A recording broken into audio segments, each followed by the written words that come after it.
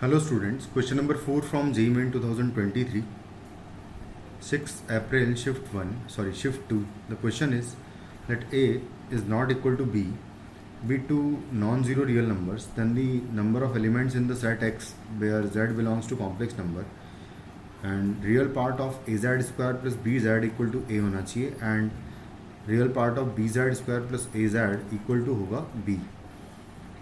तो दोनों इक्वेशंस को मैं सॉल्व कर लेता हूँ. अगर रियल पार्ट मुझे निकालना होता है किसी भी कॉम्प्लेक्स नंबर का तो उसी के कॉन्जुगेट में हम उसको ऐड कर दें अगर तो हमें रियल पार्ट मिल जाएगा, बल्कि डबल ऑफ रियल पार्ट मिलेगा.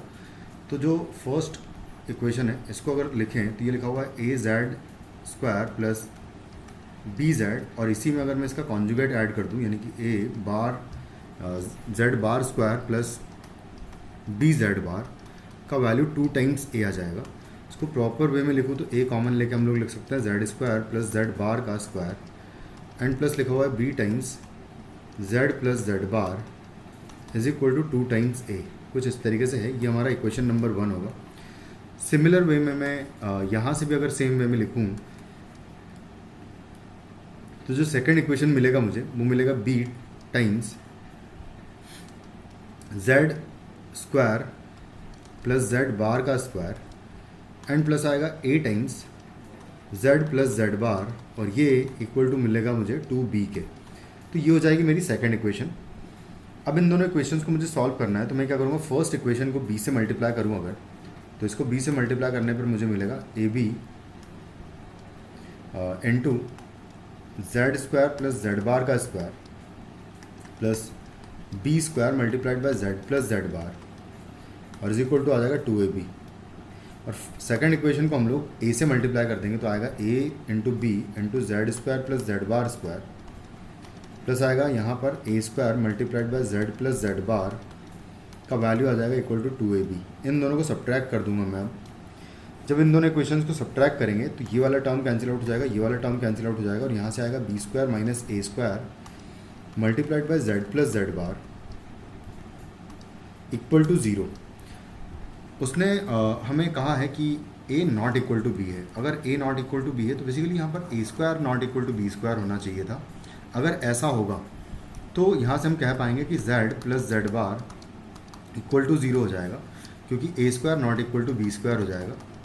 a square not equal to B square माने कि a square minus B square not equal to 0. अगर ये 0 नहीं है तो z प्लस जेड बार का वैल्यू इक्वल टू 0 होगा. इसका मतलब मैं अब यहाँ से एक और काम कर ले अगर हम कि इसका स्क्वायरिंग करूँगा. अगर मैं z प्लस जेड बार का स्क्वायर है, एक और टाइम हम क्या करेंगे, इन दोनों इक्वेशंस को सॉल्व कर लेते हैं. बेसिकली इस बार हम क्या करेंगे कि फर्स्ट इक्वेशन को a से मल्टीप्लाई करूँगा एंड सेकंड इक्वेशन को b से. तो देखो क्या आएगा, ये इक्वेशंस क्या बनेगी.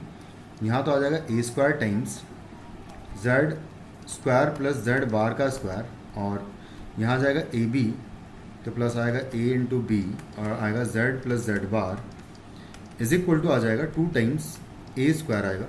सेकंड इक्वेशन को b से मल्टीप्लाई करूँगा तो यहाँ से आ जाएगा plus B square multiplied by z square plus Z bar का स्क्वायर और आएगा plus a into B times Z plus Z bar is equal to आएगा यहाँ से 2b स्क्वायर. तो कुछ इस तरीके से आएगा. अब अगर इन दोनों इक्वेशन को फिर से सब्ट्रैक्ट करेंगे तो ये कैंसिल आउट हो जाएगा. तो यहाँ से आएगा a square minus B square into आएगा z square plus Z bar का स्क्वायर और इक्वल टू आ जाएगा 2 times a square minus B square. अब उसने अगर कह दिया है ऑलरेडी कि a square not equal to B square है, ऐसा अगर है तो इसको मैं कैंसिल आउट कर दूंगा. तो ये कैंसिल आउट हो जाएगा यहाँ से, क्योंकि ये इक्वल नहीं है ना, ये 0 नहीं होगा बेसिकली. तो Z square plus Z bar का स्क्वायर इक्वल टू आ जाएगा 2. और यहाँ से अगर मैं इसको होल स्क्वायर बनाऊंगा तो आएगा z प्लस जेड बार का होल स्क्वायर बन जाएगा ये, क्योंकि प्लस 2z जेड बार मैं ऐड एंड सब्ट्रैक्ट करूँगा तो जो ऐड किया है वो तो यहाँ होल स्क्वायर बना देगा.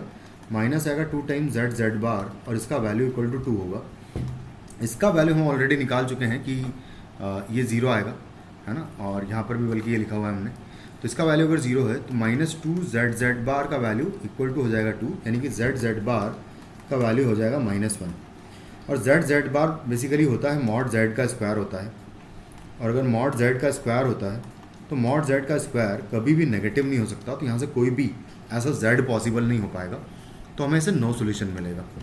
और अगर नो सोल्यूशन मिलेगा तो हमारा आंसर इस क्वेश्चन का हो जाएगा 0, नंबर ऑफ सोल्यूशन 0 हो जाएंगे इसके, यानी कि number of elements in the set जो है 0 हो जाएगा। Thank you.